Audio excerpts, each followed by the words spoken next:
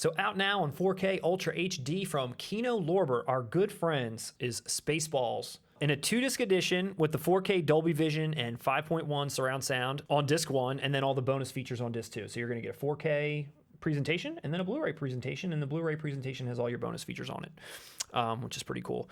So this film has been released like a bunch of times in its life. It's had anniversary editions. It's had Your Helmet Is So Big editions. It's had VHS box editions, and now finally it's going to get a proper upgrade to its transfer in this 4K release, which is pretty cool. All of those previous editions were sold by Yogurt himself. Merchandising, where the real money from the movie is made. So this movie is out, and the reviews are pretty much saying that obviously it's the best this film's ever looked. It's got great tones. It's really rich with color. Everything looks really great, especially in the close-up shots, especially considering this is obviously a Star Wars parody in large part, and most of the Star Wars-esque effects that they used were like done at a fraction of the cost as, you know, Star Wars itself. So the worry there was maybe it was going to look a little kind of clunky, but it holds up. Everything looks great. Picture detail is awesome.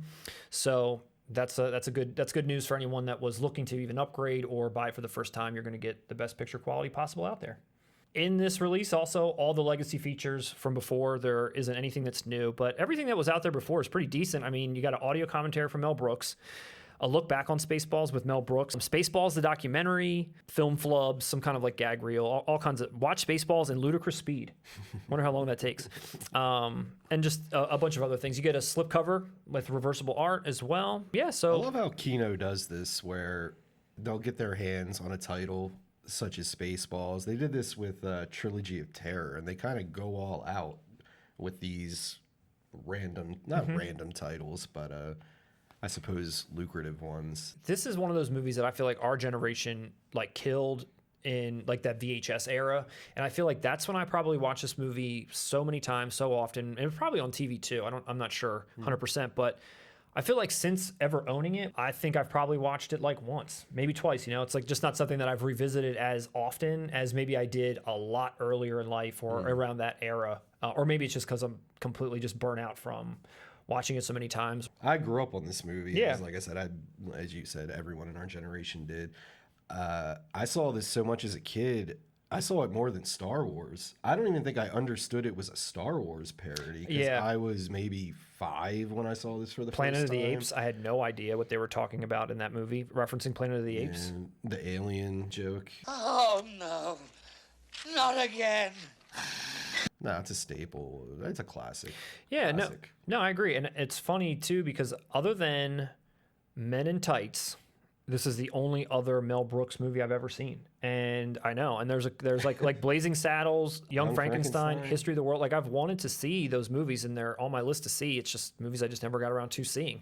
Well, immediately start with Young Frankenstein or Blazing Saddles. Those are the two. There's some I've missed. I haven't seen every Mel Brooks film. Is Spaceballs the one movie in his catalog where real Mel Brooks fans are kind of like, this isn't the one to love? Like, you should be loving this one. That's like a fart. You know, like this is like, or is it treated equally amongst his films? Is Blazing Saddles better? Would people say that? I mean, is that kind of where, better. is that, yeah, is that like the general consensus? I mean, as far as like his catalog, where does Spaceballs fall as in far there? as his I'd say it's probably in the middle. He has worse movies in space. I mean, well, I say worse. I like Spaceballs. Spaceballs is not a bad movie. Yeah. Robin Hood Men in Tights is worse. Dracula Dead and Loving It is worse. You mentioned History of the World, which I have seen. I would put Spaceballs above that. Thanks. So it's somewhere in the middle. Okay. It's not Young Frankenstein or Blazing Saddles good. And as a 4K king, you need to get out there and watch those immediately. Are either of those on 4K? As a 4K king, I do not know. Okay, we'll edit that right out. Well, maybe Kino will put out some of these other ones in 4K. I wonder why they got their hands only on, or do you think they got their hands only on Spaceballs? I mean, I'd imagine. You asked about what Spaceballs ranking is as far as Mel Brooks' catalog. It would definitely be, I'd say, the most recognizable. If I met someone who was 20 years old and they told me they saw Young Frankenstein, I would be surprised. If they told me they saw Spaceballs, I wouldn't be shocked. It's a little bit more in the I guess it's more pop culture. It's just in there a little bit more because of the Star Wars element, maybe. I mean, it is a little bit more that maybe. that porridge, the Goldilocks age. I So think it's like it's the sweet also- spot for everything. And the sweet spot of when it came out, also, it's the 80s. Blazing Saddles, is that also a little bit more like farcical, or is there more? The whole thing's a satire, Right, dude. but is it smart?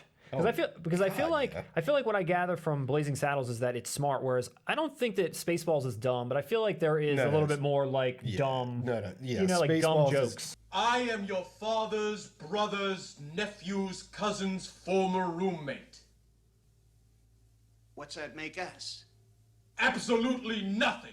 Which are funny, I laugh at, but Exactly. No, you're exact. There's bite to Yeah. Blaze. There are satirical elements. It has something to say. Yeah. Where Spaceballs is just Yeah, a parody, right. essentially.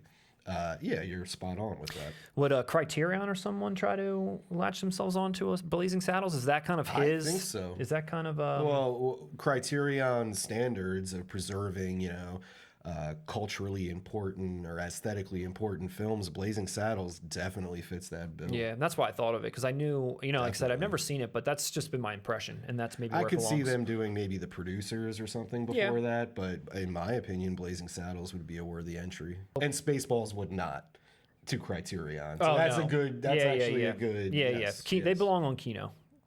But no, I mean, they're providing once again just a basic but well-rounded package. You're getting everything that you wanted before. You're getting a slipcase, the original art, by the way, the original art, I am not a some Kino bullshit. fan. I am a Kino fan. All right, Kino, send us a copy.